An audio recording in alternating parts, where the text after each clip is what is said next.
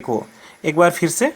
अब जैसे मैंने यहाँ पर बात किया कि फीचर्स ऑफ डेमोक्रेसी, लोकतंत्र की विशेषताएं, तो कौन से ऐसे फीचर्स हमारे होते हैं जो किसी भी सरकार को ना लोकतांत्रिक बनाती है। तो ये देखो, मोटे तौर पर कल मैंने फोटो भेजा था, उसी को मैं यहाँ पर भी कन्विंस कर रहा हूँ कि मेजर डिसीजंस है ना taken by the elected leaders, प्रमुख फैसले हमारे निर्वाचित नेताओं के हाथों में होता है, उनके द्वारा लिया जाता है। इसके बाद में दूसरा हमारा है free and fair electoral competition, है ना, स्वतंत्रता निष्पक्ष चुनावी प्रतियोगिता, है ना, चुनावी प्रतियोगिता हमारी होती है, जो इलेक्शन कंपटीशन हमारे होते हैं वो फ्री और फेयर हमारा होना चाहिए। उसमें किसी प्रकार का ना धन बल का प्रयोग नहीं होना चाहिए, यानी कि मनी एंड मसल्स पावर का प्रयोग हमारा नहीं होना चाहिए। इसके बाद में one person one vote and one value, एक व्यक्ति को एक वोट का अधिकार होना चाहिए, उसका एक मूल का मतलब हो गया कि देश के राष्ट्रपति के भी वोट का हमारा जो वैल्यू है ना, वो देश के मार्जिनलाइज कम्युनिटी और अंतिम पदान पर बैठे हुए व्यक्ति का भी एक ही हमारा होना चाहिए, है ना। और एक व्यक्ति केवल एक ही वोट कास्ट कर सकता है हमारा, है ना। उसमें हम क्या कहते हैं, बोगस वोटिंग या मेल प्रैक्टिस वोटिंग हमारा नहीं हो सकता है। उसमें हम लोग ना, जैसे बूथ कैप्चरिंग होता है, वहाँ पर मेल प्रैक्टिसेस करके ना बोगस वोटिंग वगैरह करने का हमारा प्रावधान, ये सब चीज़ें हमारी वहाँ नहीं होनी चाहिए।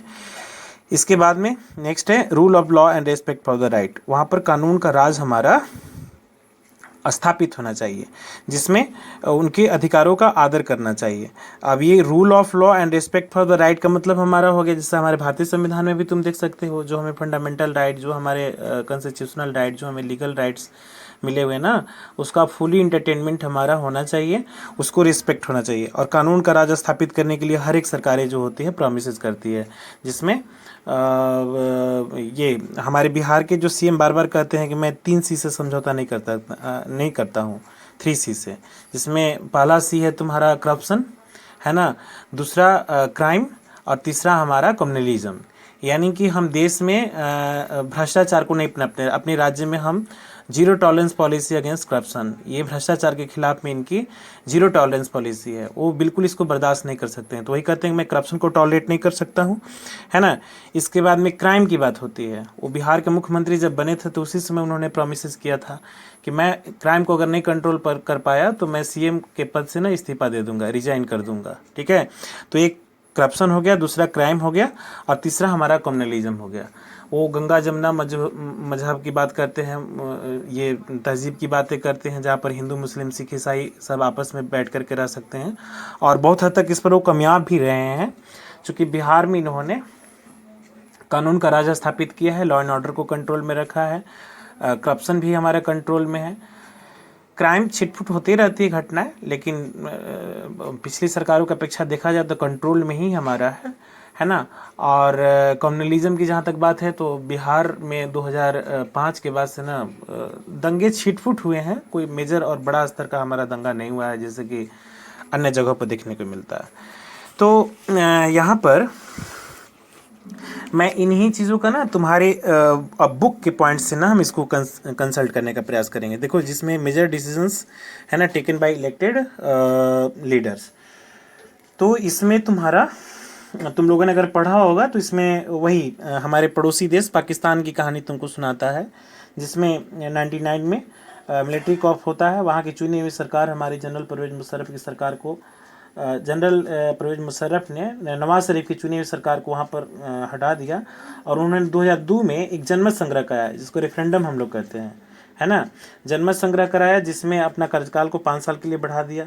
इसके बाद में वहाँ पर मीडिया को भी हैंडल करने का प्रयास किया गया, ह्यूमन राइट कमीशंस वगैरह को भी हैंडल करने का प्रयास किया गया, और ये उन्होंने एक लीगल फ्रेमवर्क ऑर्डर बनाया, और उसके मदद से देखो इसमें है लीगल फ्रेमवर्क जो ऑर्डर पास कराया, जिसके माध्यम से उन्होंने संविधान में इस बात का जिक्र करा लिया कि राष्ट्रपति जो होता है ना, ये काफ़ी पावरफुल होगा, और सारे अधिकारों का एंटरटेनमेंट हमारा राष्ट्रपति ही करेगा, जो कहीं ना कहीं एक तरीके का डिक्टेटरशिप हमारा है, तानाशाहीता है, जिसमें देखो the some powers but the final power is, है ना, विद द मिलिट्री अफसर्स।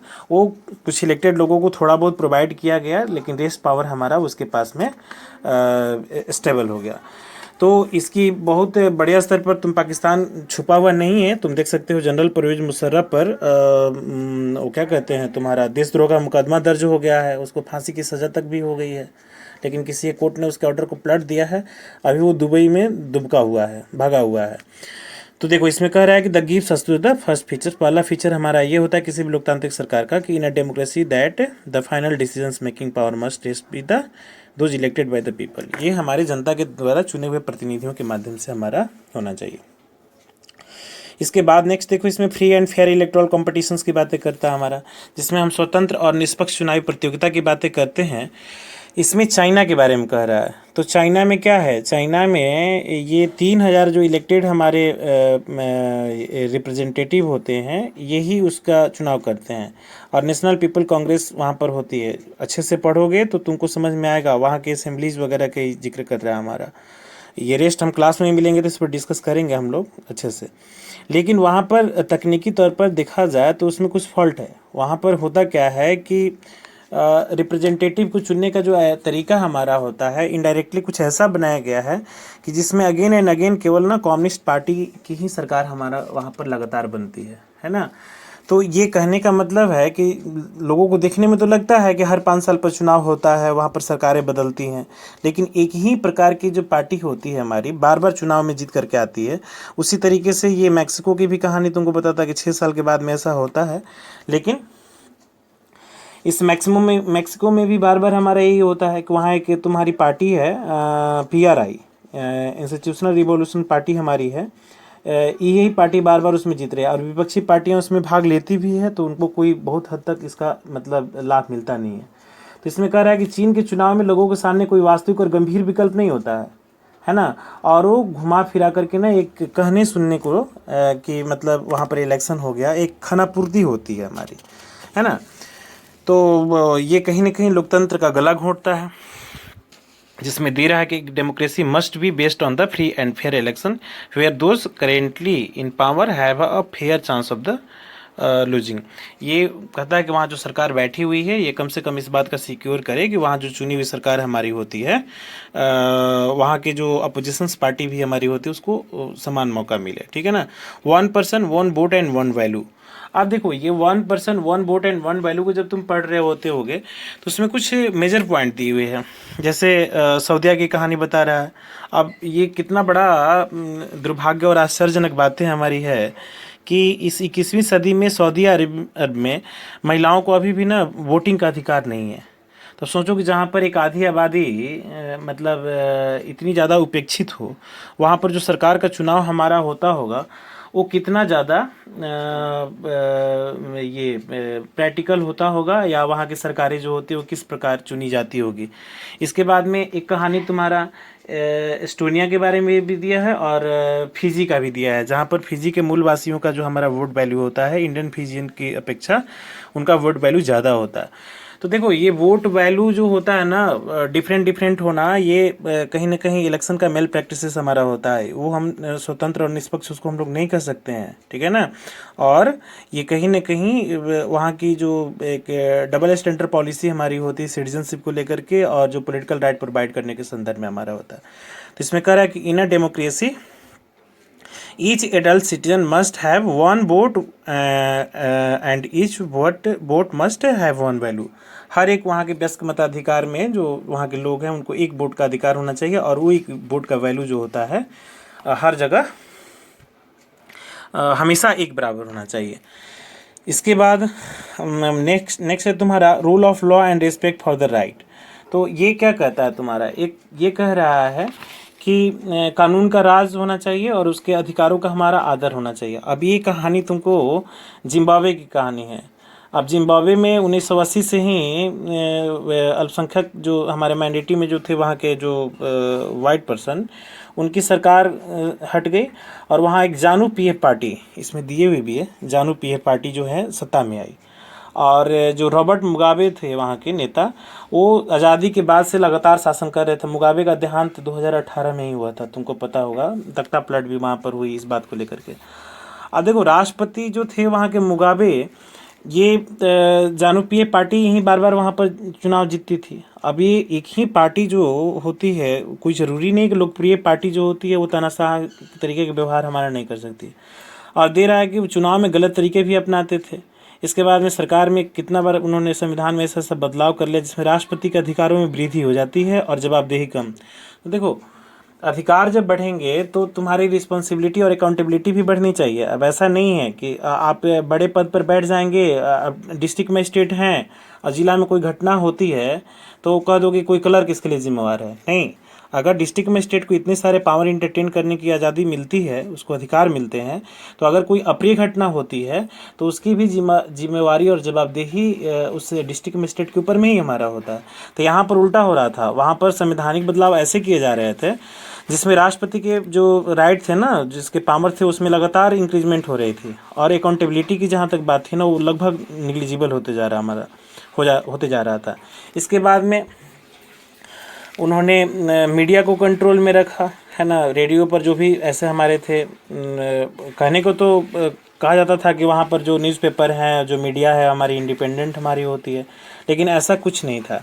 वहाँ पर जो सरकार के खिलाफ में जो छापते थे या उनके बारे में जो ऐसा कुछ लिखते थे, करते थे, उनको काफ़ी टॉर्चर किया जाता था और कहीं न कहीं क्या कहते हैं, तुम्हारा न्याय खरीदा जाता था, है ना। जजों को भी ना दबाव डाला जाता था, उनसे कुछ गलत हरकतें कराई जाती थी। तो ये कुल मिला जुला करके तुम इसने इस कहानी में पढ़ा होगा कि जानू-पीएफ पार्टी के जो हमारे लीडर हैं, रॉबर्ट मुगाबे, वो लास्ट टाइम तक 96 से 97 ईयर्स के हो गए थे, हाथ पैर कांप रहा था, इसके बावजूद भी सत्ता मोह नहीं जा रहा था और वहाँ की जनता ने इसका ज़बरदस्त विरोध किया। जब वो सत्ता छोड़ रहे थे तो उन्होंने अपनी मिसेज को दे रहे थे, जिसका विरोध किया गया था। तो ये 2018 की घटना है, कोई बड़ी पुरानी घटना नहीं है। अगर उस पीछे में बैक जाओगे तो तुम देखोगे कि वहाँ पर किस प्रकार से इन चीज़ों का ना विरोध किया गया था। तो यहाँ कह रहा है कि कानून का राज स्थापित होना चाहिए और वहाँ पर अधिकारों की रक्षा की जानी चाहिए। जैसे एग्जाम्पल के तौर पर मैंने बिहार के बारे में बताया, या हमारे देश के जो प्राइम मिनिस्टर हैं मोदी जी भी इस बात की जिक्र बार बार करते रहते हैं कि मैं सबका साथ, सबका विकास और सबका विश्वास एक साथ लेकर के चलता हूँ। अभी वर्तमान में तुम देख सकते हो कि हमारे देश में एनआरसी का मैटर है, इसके बाद में तुम्हारा एनपीआर का मैटर है, एनपीपी की बात होती है, उस पर भी विरोधाभास हमारा होता है। तो इसको लेकर के बहुत सारे लोग ना मिस लीड करने का प्रयास कर रहे हैं, लेकिन सरकार स्पष्ट तौर पर कह रही है कि मेरा किसी भी ऐसे माइनॉरिटी को टारगेट करने का इरादा नहीं है और हम देश की सुरक्षा के लिए तमाम चीज़ों को ना अपडेट करने का प्रयास करते हैं। चीज़ें बदल रही है, उसमें हमें भी इसका बदलाव लाना चाहिए और उसका गलत फ़ायदा लोगों को नहीं उठाना चाहिए। और हमारे देश में माइनॉरिटी बिल्कुल सुरक्षित है, या उसमें जो रूल ऑफ लॉ, कानून के राज स्थापित करने में हमारे मोदी जी का भी है। केवल विकास, है ना, करप्शन को टॉलरेट वो भी नहीं करते हैं, वो भी क्राइम को कंट्रोल नहीं, ये क्राइम को टॉलरेट नहीं करते हैं। कम्युनलिज्म की जहाँ तक बात है, देश पिछले 5-6 सालों से बिल्कुल अच्छे ढंग से चल रहा है हमारा। तो ये किसी भी देश की ना चुनी हुई सरकार के ना डेमोक्रेटिकल फॉर्म को प्रेजेंट करने का हमारा एक तरीका होता है, ठीक है ना बाबू। तो इसमें तुम देखोगे कि इसमें डिफिनीसन दे रहा है, समरी डिफिनीसन में, कि democracy is the form of the government in which the rulers are elected by the people. इसके बाद में इसमें दे रहा है कि ruler selected by the people, है ना, by the people take all the major decision, election offer, वही चीज़ों को बार बार है, फ्री एंड फेयर अपॉर्चुनिटी सबको मिलना चाहिए, and the choice and the opportunity is available all the people as an equal basis, है ना, and exercise the choice leaders the government limited by the basic rules of the constitution and the citizens right. तो इसके बाद में next तुम्हारा वो checklist है जो तुम्हें चेक योर प्रोग्रेस को शो करता है, दिखाता है। तो ये तुम लोगों को मैंने बोला था बना के दिखाने के लिए, बहुत कम बच्चे बनाए हैं, आप लोग कोशिश करिएगा बनाने के लिए। तो अब इस वीडियो में बस इतना ही, और जो मैंने आपको बोला था उतना मैंने वीडियो क्लिप के माध्यम से आपको बताने का और समझाने का प्रयास किया है। यदि कोई आपको दिक्कत होता है तो फिर आप बात हमसे कर लीजिएगा। क्लास खुलेगी, उसमें भी मैं इस चीज़ को ना बहुत अच्छे से समझाऊंगा, बताऊंगा। इसके लिए कोई चिंता करने की ज़रूरत नहीं है। और अगला जो हमारा ये कार्यक्रम है वो 2.3 पर चर्चा करेंगे, वाइट डेमोक्रेसी। तो अगेन इस पर हम लोग ना टेक्स्ट रीडिंग करेंगे, जो अगले क्लास में हम लोग का होगा, ठीक है ना। तो इस वीडियो में बस इतना ही, ठीक है। मैं उम्मीद करता हूँ कि अगर आप लोग अच्छे से मेहनत करेंगे तो आप बात समझेंगे, है ना। सबसे ज़्यादा ज़रूरी है कि शिक्षक की बातों को ना अक्षरशः सुनना और उसका पालन करना, है ना, कि कैसे ये तुम इन चीज़ों को ना अचीव कर सकते हो, लर्न कर सकते हो। क्योंकि मेरे हिसाब से हमेशा बार बार मैं तुम लोगों को बताता भी हूँ, ज्ञान गुरु से ही मिलता है ना। इसलिए जितना बताया जाए, समझाया जाए, ईमानदारी से बैठ करके अपने घर में पढ़ाई कीजिए, और डेफिनेटली आपका सिलेबस आगे की तरफ बढ़ेगा और आपका ज्ञान कोश बढ़ेगा, मैं ऐसा उम्मीद करता हूँ, ठीक है ना। तो इस वीडियो में बस इतना ही, ठीक है बच्चों, चलो ओके।